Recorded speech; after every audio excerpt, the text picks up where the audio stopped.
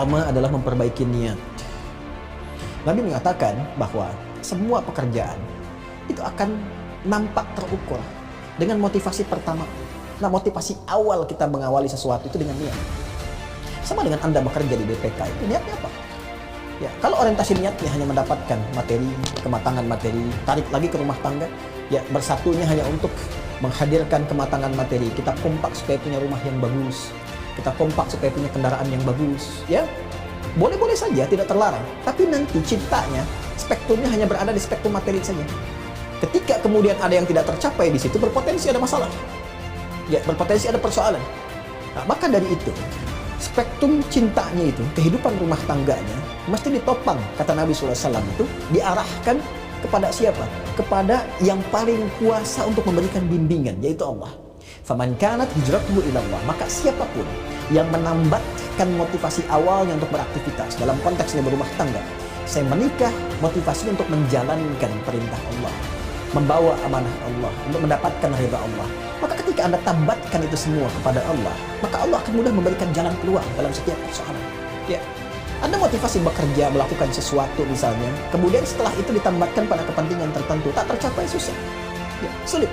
Nah, sekarang ketika kita kuatkan motivasinya karena Allah, maka hukum Allah akan dipelajari, komitmennya. Karena itu sebelum akad, itu sebetulnya ada bab dulu. Dan itu dulu itu dibiasakan di kalangan kita, masyarakat Nusantara tempo dulu. Ya, bahkan sebelum muncul Indonesia, bahkan di Melayu pada umumnya.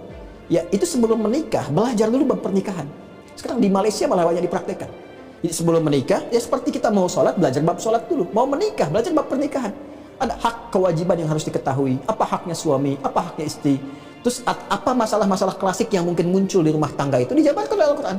Ini kemungkinan ada masalah komunikasi, ini ada masalah dengan mertua, ini masalah dengan anak seperti ini. Ada kemungkinan orang ketiga, keempat, kelima, keenam, dan seterusnya akan muncul mungkin seperti ini. Solusinya begini, ada semua babnya.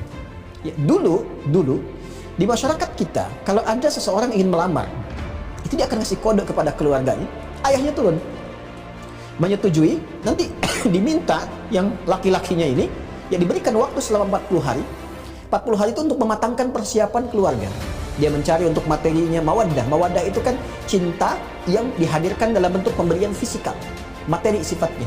Ya, jadi dengan cinta itu berusaha untuk menampilkan hadiah berupa makanan yang terbaik dimasakkan, ya kan?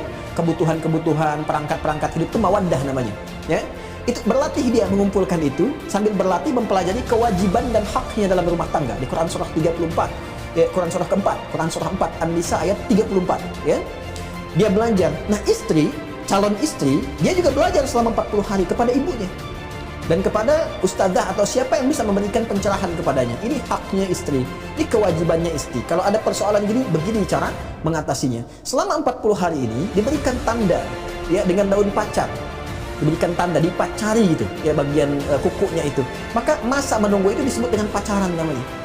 Ya, jadi pacaran itu dulu adalah ada satu perangkat momentum untuk mempelajari fikih rumah tangga sebelum bersatu dalam kehidupan yang nyata. Sehingga ketika kemudian berlangsung kehidupan itu sudah mengenal ini caranya dan seterusnya. Jadi yang pertama dilakukan adalah jika terjadi hal demikian segera kembali kepada Allah. Ya, merenung kembali.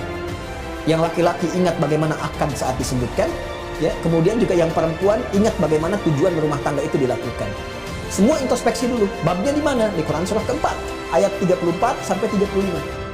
Ya, jika ada persoalan komunikasi terjadi, kata Al-Quran, ar-rijalu qawwamuna 'alan nisa bima faddalallahu ba'dahum 'ala ba'din wa bima anfaqu min amwalihim fas-salihatu qanitatun hafizatun lil ghaibi bima hafizallah wallati takhafuna nusyuzahunna. Jika ada dikhawatirkan terjadi satu perbedaan yang mengkristal kepada hal-hal yang lebih besar daripada itu, ya, biasanya ada persoalan komunikasi, salah tangkap dan sebagainya, fa'idhuhunna, perbaiki dulu cara komunikasinya. Mungkin salah paham. Duduk dulu, renungkan dulu. Ya, coba dilihat. Ya, kalau bahasa Al-Quran, ini istri kamu, ini amanah buat kamu, akan ditanya oleh Allah. Ya, ini suami, ini amanah untuk kamu, akan ditanya oleh Allah ini. Mudah bagi Allah mengamanahkan perempuan ini kepada laki-laki lain, tapi ketika dititipkan kepada pria ini, itu akan ditanya. Duduk, merenung dulu. Kalau belum ketemu cara komunikasi yang baik, kata Al-Quran, berpisah sementara. Ya, pisah ruangan dulu, renungkan lagi. Kalau belum ketemu di situ, cari orang terbaik yang bisa memberikan jalan tengah di situ. Dan siapa orang ini? Ini yang miss babnya dalam pernikahan. Ternyata orang itu adalah wali pernikahan. Fa in khiftum shiqaqa bainihima fab'athu hakaman min ahli wa hakaman min ahliha. Jadi pertama kali itu hakim yang terbaik itu ternyata dari kalangan wali. Makanya jangan sembarangan tunjuk wali. Ya, kenapa ayah atau kerabat dekat cenderung menjadi wali? Itu sesungguhnya bukan hanya berhenti tugas saat menikahkan, tidak. Saya nikahkan engkau dengan si Fulanah binti Fulan dengan mas kawin sekian dibayar tunai, selesai, tidak. Itu ada sesuatu yang terikat di situ. Ya, ada tanggung jawab moral untuk memperhatikan perjalanan rumah tangga sehingga menjadi mediator kalau terjadi sesuatu. Maka kalau ada sesuatu terjadi, kembali kepada wali. Wali memberikan nasihat. Ingat gak waktu kamu saya nikahkan dulu? Kan janjinya begini. Kenapa ada begini? Coba selesaikan. Tidak ada orang tidak punya masalah. Dan tidak ada masalah yang tidak ada solusi. Muncul kemudian pelan-pelan. Ya. Nah, kalaupun kemudian hal itu semakin mengerucut, yang boleh jadi mengarahkan kepada jalur-jalur misalnya untuk berpisah, ada lagi bab hukumnya, tolak. Ya, tolak itu spiritnya bukan untuk memisahkan pada awalnya, untuk menyatukan. Tapi kalau sudah pakai tolak gak bisa bersatu juga, berarti ada sesuatu yang lain yang keluar dari jalur-jalur harapan-harapan berumah tangga. Maka nanti ada babnya sendiri tolak. Dipisah dulu. Ya, dalam pisah pertama, merenung dulu, ada satu rasa kerinduan tidak, rasa penyesalan tidak, dikasih 3 kali masa suci. Kalau sudah 3 kali masa suci di pertengahan ternyata ada keinginan untuk kembali, langsung kembali. Ya, tapi kalau 3 kali diberikan, kan sekali suci itu nggak mudah, masa haid itu kan ada masanya. Kalau 3 kali nggak pernah nanya, nggak pernah nyapa, abai dengan itu, bahkan punya aktivitas yang lain, nah itu dilihat apakah punya harapan-harapan lain yang keluar dari visi misi rumah tangga, maka muncullah bab yang terakhir. Untuk memisahkan, dan itu pun nanti ada batasnya 1, 2, sampai dengan 3. Nah, jadi secara singkat, 1, perbaiki niat. Yang kedua, ingat akan dihisab, bahwa keluarga adalah amanah. 2 itu. Ya. Dan yang ketiga, ini yang paling penting, pada akhirnya, rumah tangga adalah beramal soleh. Berumah tangga adalah bagian dari amal soleh.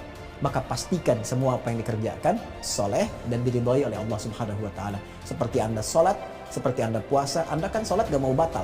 Baca Quran pengen benar. Seperti Anda baca Quran ingin benar, berumah tanggalah dengan benar.